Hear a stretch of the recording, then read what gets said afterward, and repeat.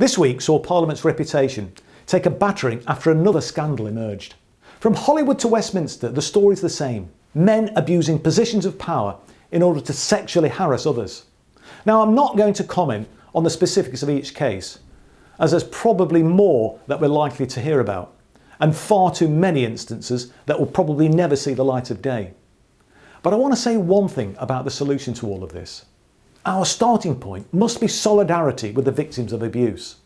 But the next step is to think about the kinds of institutions that enable and cover up this kind of behaviour. Inclusive democracy must be a big part of the answer here. For too long, politics has been the domain of a small group of elites, and in most cases, elite men. For a democracy to be healthy, it must be filled with the fresh air of popular participation. Politics shouldn't be left to stagnate, whether in the dingy bars of the Palace of Westminster or indeed elsewhere in the corporate world. It falls to all of us to breathe life into our political institutions. We need to take seriously the issues raised by victims of abuse and harassment.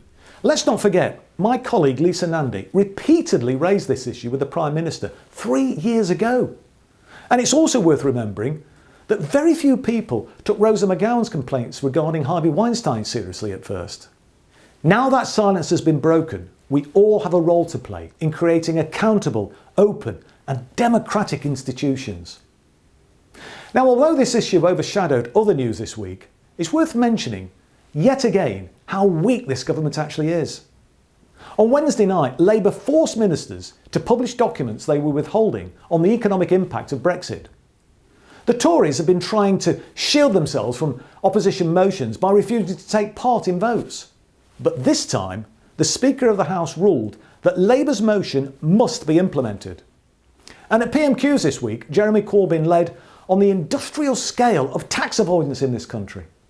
Jeremy pointed out that the amount of tax paid by Britain's super rich has fallen by over £1 billion since 2009. In response, the Prime Minister offered nothing but hot air. So that's it for another week in Westminster.